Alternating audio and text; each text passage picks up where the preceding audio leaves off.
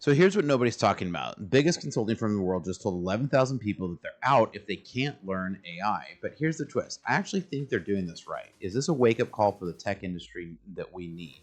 Or is it Accenture just covering up deeper problems? Should companies fire people who won't adapt? Or is this age discrimination disguised as innovation? So today I'm going to break down why this controversial move might actually be the most honest thing happening in tech right now and what it means for your career. Let's dive into this topic today. So Accenture just dropped a bombshell that has the tech world divided. They're cutting staff who can't retrain for AI, but they're also investing massive resources into upskilling people first. So I really think this is the future of work. Or is this just a cover up for Accenture to lay off a whole bunch of people with a little bit better PR? So let's break down what's happening here and let's dive into some of the news cycle. Now, I know I'm a few days behind here on this news cycle, but I still wanted to cover this and talk about this a little bit. So Accenture, if you can't use AI, then it's bye-bye Accenture tells staff. Consultancy says machine learning device is making bank. So AI apocalypse, AI is proving to be a gold mine for mega tech consultancy. It in the result of its 2025 fiscal year, which ended August 31st, the consulting shop said it's investing in staff training to get employees up to speed. Now, first thing I want to point out is they're saying they're investing it, but this is what's telling to it. A lot of people are saying, no, we're just not going to learn this. Now, look, I don't care if you tell your employees, like at the end of the day, like they're the boss. Like if they want you to learn how to AI upskill and they're willing to invest in it, then like you need to do this. I mean, but on the flip side of that too, this also is like I think it's really good of Accenture to be willing to invest into people. Now, this is the PR, so I would love to hear from some of you guys out there who are working with Accenture and either on either side of the fence from Accenture to be able to know if like this is a cover up. Like, come on, hit me up, guys, in the comments. You know, I love to get the comments out there, even if you're just saying hi, even if you don't work for Accenture. But anyways, he says we're investing in upskilling our reinventors, which is our primary strategy. We're exiting on a compressed timeline. People are reskilling based on their experience is not a viable path for the skill we need. Our number one strategy is upskilling, given the skills we need, and we've had a lot of experience in upskilling. So I mean, I kind of feel like that's what they're saying, and I get that this could just be a cover up, like for them to be able to lay off a whole bunch of people who they say aren't willing.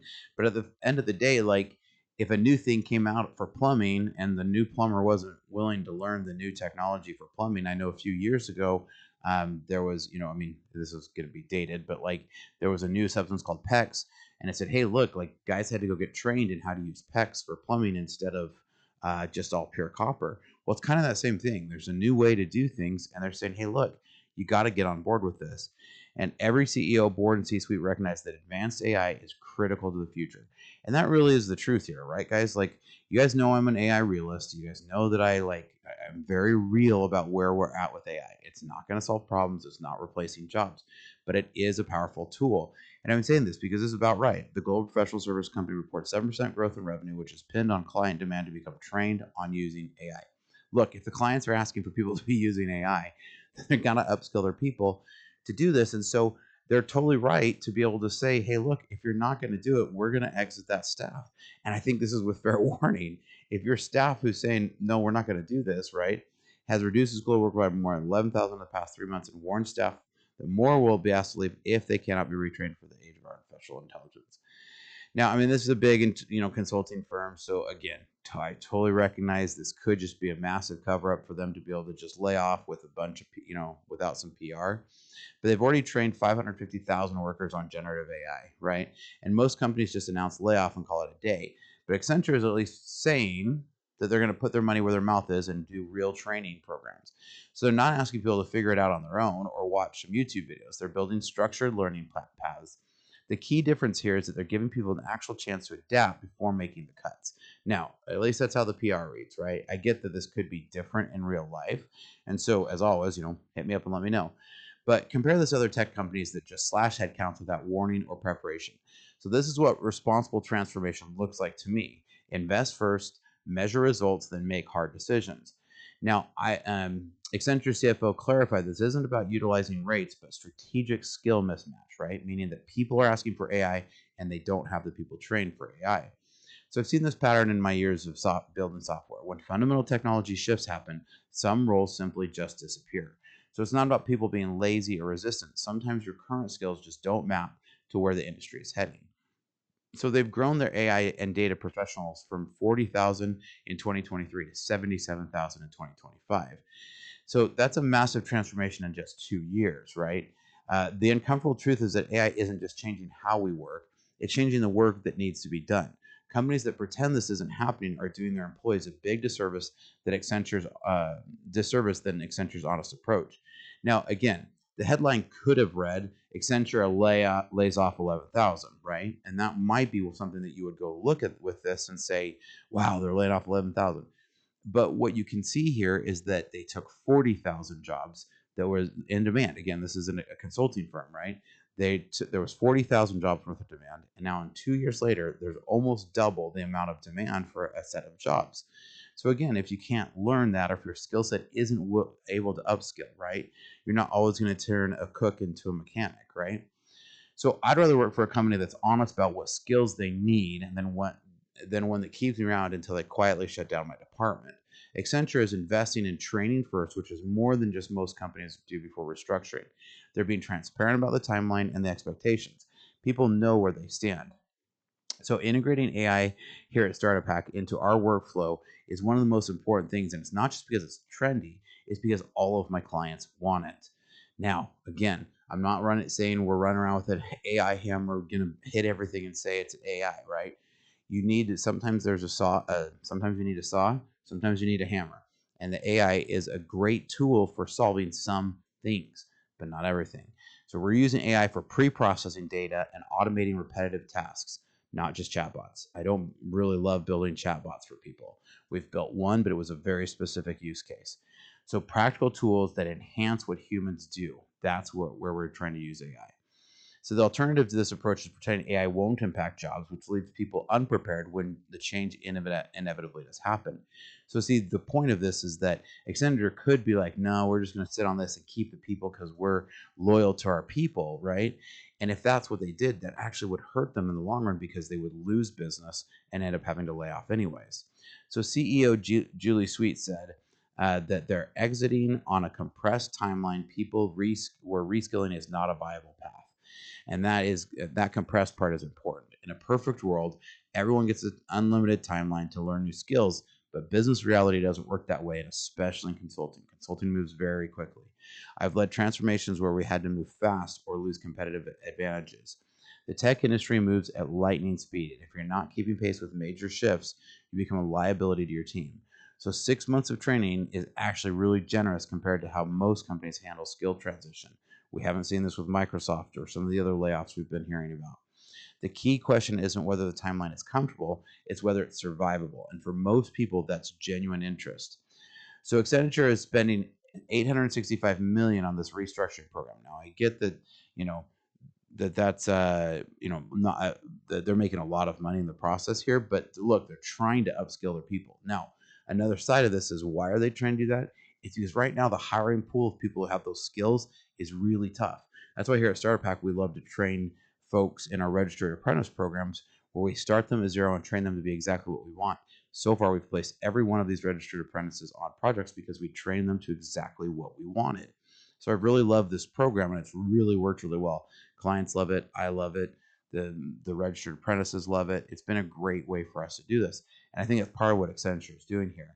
They're saying, hey, look, we've got some people that we know are loyal, good hard workers, and we know that they can learn. Let's put them through some of this training and build exactly what we need. Because AI training right now is moving fast. So even if you hire somebody who has AI, who you think has AI training, it's always tricky to know unless you can actually show them on the job and train them on the job. So Accenture expects to save over $1 billion, but are reinvesting it back into the business and into the people. Now, that's not a typical corporate behavior. So at least from a PR standpoint, I'm going to speak volumes here. Most companies pocket the savings from layoffs, and Accenture is using it to build capacities. This tells me that they genuinely believe in AI's potential and are betting on its future, but they also believe in their people and they're investing in their future.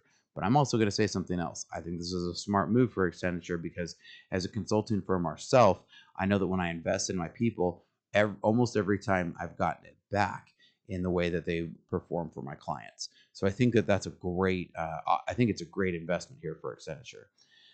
Their AI consulting service are generating serious revenue, $5.1 billion in new bookings, up from $3 billion. So when companies put this kind of money behind a strategy, it's not just corporate speak. They're actually making a strategic decision here. So here's the hard truth from someone who's been coding for 25 years. If you're in tech and you're not learning AI tools, you're going to fall behind. This isn't about replacing developers. It's about developers who use AI replacing developers who don't. At Startup Hack, we've integrated AI into our development workflows as well as also into what we're building for people. We're not using it to write entire applications. Don't worry. With Startup Hack, you're definitely not getting a vibe coded app. But we're using it for data pre-processing, for pattern recognition, and automating the boring stuff. The developers who thrive are the ones who see AI as a tool in their toolkit, not as a threat to their existence. So if you wait for your employer to force you to learn, you're probably a little too far behind. So I would suggest dive in, start hacking on AI now, and start learning how to use it. And a great way to do that is we have a whole bunch of code samples. I'm going to be dropping more code samples next week. So go check out my playlist where I have a bunch of code samples. We have over 400 code samples out there. Give them away totally for free. Free isn't free. So Accenture is cutting 11,000 people while also saying that they'll increase headcount next year. This isn't contradictory. They're swapping out skills they don't need for skills they desperately need. So I've done this exact same thing as a fractional CTO. Sometimes you need different people, not fewer people. So we're definitely doing a lot of different hiring in a lot of our different roles. Jobs aren't disappearing, they're transforming into something different. If you're currently employed but your skills aren't evolving, you need to start looking for what skills you need to evolve. Now, speaking of market trends, I really love to hear what you guys are seeing out there in the industry. It's super helpful. My favorite thing is when you guys leave a comment. Now, let's address what everyone else is thinking. Is this just firing older workers who can't learn new tricks? So based on my own experience, age has nothing to do with learning AI tools. Guys, look, my kids call me a boomer here, right? Like I'm not really a boomer, but I'm 50 years old. I'm almost 50 years old, right? And right now I'm still running circles around some of the 25-year-olds who come up for tech. So could this be an ageism? Maybe, but I think ultimately age is just an excuse if you're not willing to learn something. I'm still working to learn every day. I spend over 2 hours a day doing research on things. So, like, if you're not willing to dive in and learn and research, then I don't really know what to tell you. Like, dive in and do it. To me, it's kind of my son used to always tell me that there's two things you can control: attitude and effort. And at the end of the day, if you're not willing to learn, to me, that just shows both. Underneath my desk right here, I'm actually almost kicking it with my feet, is a mining rack with with a computer that I built with spare parts and a couple of decent GPUs, put them into a board and started hacking on AI. There was no book for this, guys, right? I didn't go to school for this. And trust me, when I graduated in 2025 or in 2005, there wasn't AI. I didn't in computer science. I didn't learn about hardware. You just got to dive in and be willing to hack. And look, I'm almost 50, guys. So is this ageism? I kind of hate that term because, like, as somebody who's almost 50 myself, like, who cares? Like I'm working hard to still learn and stay relevant every single day, and I'm pretty transparent here on my channel, guys. Like, so this could be ageism. You could call this ageism. I think this is where technology is shifting. If you're not willing to learn and you sit back and just say, well, I learned COBOL in the 60s and they need to just only stick with my COBOL learning, that's probably not a great career move. Like, hey, there are some mainframe server developers out there that still are doing okay with COBOL and they can stick to that. But you got to know that's what you're looking for. So I doubt Accenture does a whole bunch of COBOL development or a whole bunch of COBOL consulting. I'm sure they probably have some, but again, that's not really the big growth there, right? Their growth area right now is right at AI. So they're going to hire the skills that they need. So if you're a developer, consultant, or tech worker, this should be your wake-up call to audit your skills. Don't wait for your company to tell you what to learn. Take ownership of your own career. Start with practical AI tools that solve real problems in your current work. Grab GitHub and play with Copilot. Do an AI-assisted debugging, automated testing. Build something with AI in the next 30 days, even if it's small, hands-on experience. And again, I've got tons of free code samples. So like you can grab one of the code samples, download it, be started and off and running in 10 minutes. Document your AI learning journal publicly. So that's what I kind of do here. That's actually how I started this channel. Was I just started talking about business stuff that I have done over the years. The workers who survive these transitions aren't necessarily the smartest. They're the ones who are willing to roll up their sleeves and dig in and learn. So Accenture's revenue growth grew from 7% to almost $70 billion with AI consulting driving significant new business. So this is why they're trying to upscale people, folks. And again, this is kind of interesting because it shows where the market is trending, right? Accenture is a consulting firm. So you have to really remember that. Now, a lot of people just look at the Accenture as the big bad guy. I'm looking at this to learn the market trends, right? This isn't just internal transformation. Their clients are demanding AI expertise and paying premium rates for it. So they're trying to upskill their employees. Now, I think they're using this as a great PR piece because I think they're looking at it and saying, oh, people need AI. Let's upskill our people to AI. I think partly they also know they can't go out and hire it for as cheap as they can train it. They can take somebody who has a lower skill, train them up with a smaller cost than going out and hiring somebody. And hiring is expensive. So I'm seeing the same thing at Startup Hack. Clients are specifically asking how we're using AI in our solutions. I get asked that absolutely every single time I do a consulting job. The consulting model itself is being redefined around AI capabilities. Accenture is adapting because their clients are forcing them to. This is market-driven change, not arbitrary corporate decisions. Now, if your company has systems that aren't connected, reach out to us because here at Startup Hack, our specialty is connecting systems to help your company work to maximum efficiency. So check out startuphack.com/Spencer and we can help you out. Now, Accenture isn't alone. Major tech companies are building AI capabilities into performance reviews and job requirements. We're watching a fundamental shift in what it means to be a knowledge worker in 2020. The companies handling this well are investing in training before making cuts, and that's a key differentiator. The companies handling it poorly are using AI as an excuse to cost cut layoffs. So, as someone who's led teams through multiple technology transitions, I can tell you the approach matters more than the change itself. Transparent communication, real investment in learning, and giving people time to adapt. That's how you do transformations right. So, don't wait for your employer to mandate AI learning. Start experimenting this week. Find one task in your current job that could be enhanced with AI and build a proof of concept. Join AI focused communities, take courses, build projects, make learning visible and measurable. Update your resume and LinkedIn to reflect any AI tools or projects you've worked on. Network with people already working with heavily with AI and learn from their mistakes and their successes. So remember, this isn't about AI becoming an AI expert overnight. It's about proving that you can learn and adapt, which is one of the most valuable skills in the tech industry. Now, curious to hear your guys' thoughts. Do you agree? Do you disagree? That Spencer guy has no idea what he's talking about. But leave a comment down below and let me know because I love to hear about it. Here at Startup Hack, we love to train software developers as well as build custom software solutions for companies.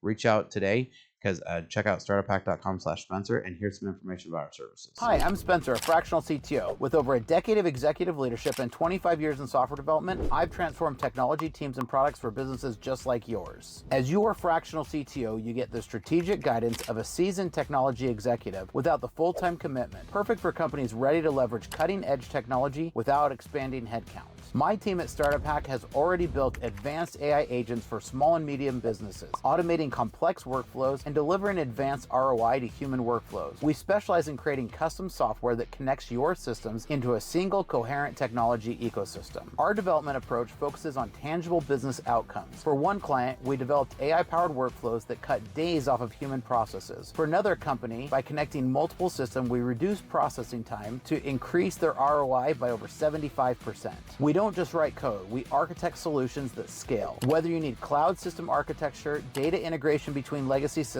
or custom AI agents that automate your unique business processes, my team delivers results that exceed your expectations. Having led technology for a lot of companies and launched 7 successful brands of my own, I bring battle-tested expertise to your business challenges. Our specialty is turning technological complexity into business advantage. So if you're ready to harness the power of AI and custom software to drive your business forward, let's connect. Together, we'll build technology that doesn't just solve today's problems, it positions you for tomorrow's opportunities. Technology leadership, decades of experience, AI powered. Reach out today and we can help you. Check out startuphack.com/Spencer.